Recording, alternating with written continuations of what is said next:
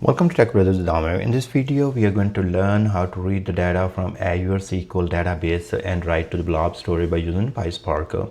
So we'll be using multiple functions here. We'll be using a read function, and then we'll be using a write function as well. So first of all, what we have to do here, we have to provide some information. In this case, I need to make a connection to my Azure SQL DB and then read the data from there. There is a table called the customer.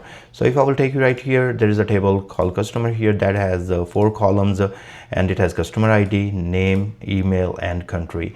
Now I have to provide all that information where exactly this table is, and then we will go from there. So first of all, in this place, I have to say what is my host name. So that's going to be my SQL server name. And if I will go back to the Azure portal, and here if I will see, I have my server right there. So that if I click right there, that's my name. So I can copy exactly from here, or I could have copied just the name here and replace this part.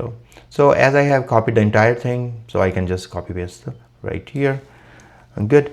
Now that's my host name. Then the port is fine for 1433, and your database name. If you write here on your server and then go to the databases, you're gonna see multiple databases that you have, or maybe single. In my case, I have TechDB, and that's the exactly the database where my customer table is.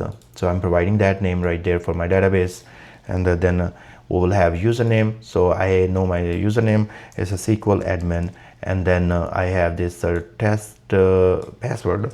So I'm going to say test123, and that's my password for my username. And then here is a JDBC URL, and that you will just copy paste from my code that I will put in description. It will automatically replace the host name, then port, database name, and all that. It will build the JDBC URL. And there are some connection properties, and it needs a username. So we already have username right here, SQL admin, and then password JDBC user.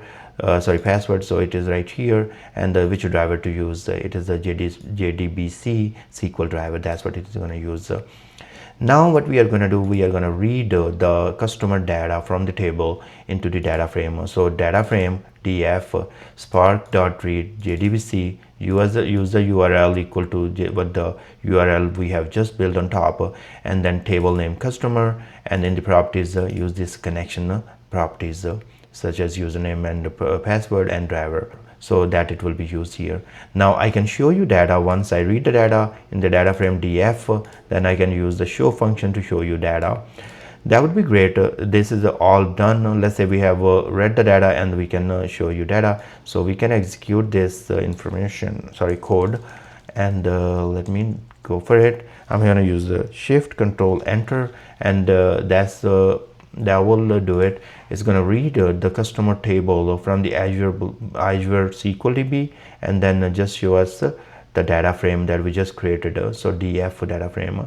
So now you can see that we have customer ID, name, and email, country right there. Now next step is gonna be, we have to write this data frame that we have created from our customer table. We would like to write to the blob storage, and this I just mentioned is here JSON. You could have write to the CSV, or you could create the Parquet file. So depend whatever you want to do here.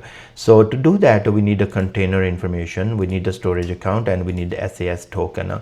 So I'm gonna go back here in the portal, and if you see right there, if I go to the storage accounts, I have multiple storage accounts. I will be using TechBrothers storage here, and if I will go to the storage data storage here, and I will have containers here.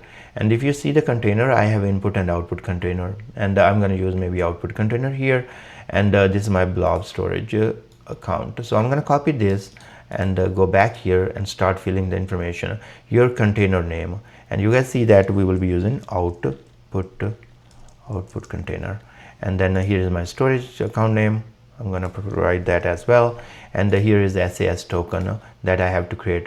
So I will click on these 3 dots here to generate SAS token, and now from there what I'm going to do, I'm going to use give some permissions on this container, and then yes, create for a couple of days because I'm just using for testing. And then I have a SAS token available that will give me permissions. So I'm going to paste right there, and now we are all good here. Now define the blob path. This is the blob path. It will be built from this information. So output path is equal to this WASBS container name storage blob.core.windows.net, and here is the folder it will create for your file. So now, and what's going to happen here, maybe that's fine. I think maybe I will say SQL. Okay, just with, so because we might have some other folder sitting right there too.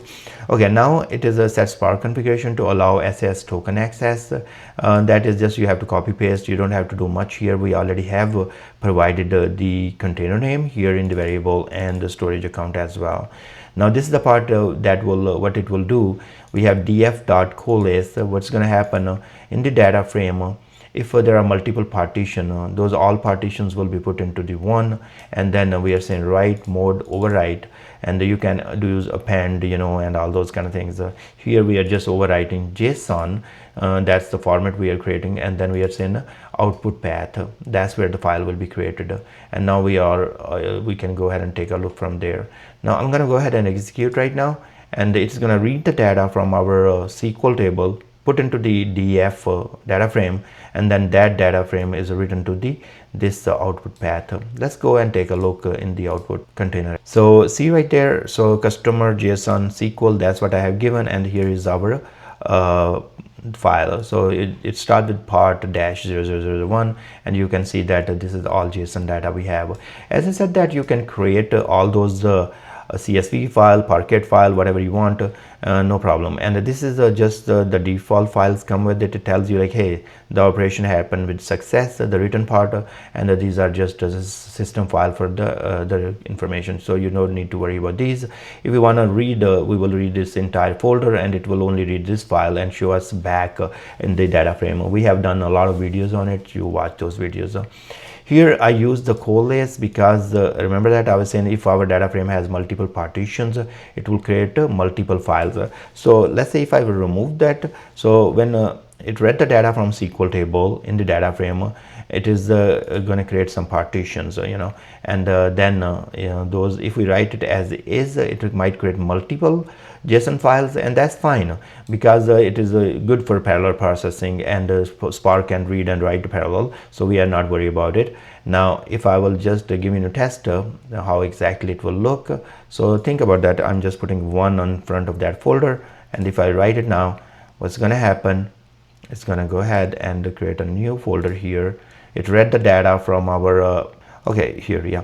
So in this case, even a data frame actually is read in a whole one partition, so not a big deal. So it did not create multiple partitions for us, but in case it can create multiple partition depending upon the size. If you have a larger size that you are reading from the table, it might create multiple partitions in that case, and that's fine because when you read it back, these JSON file from this folder is going to read them and show you as one, even it is processing them in different executor nodes.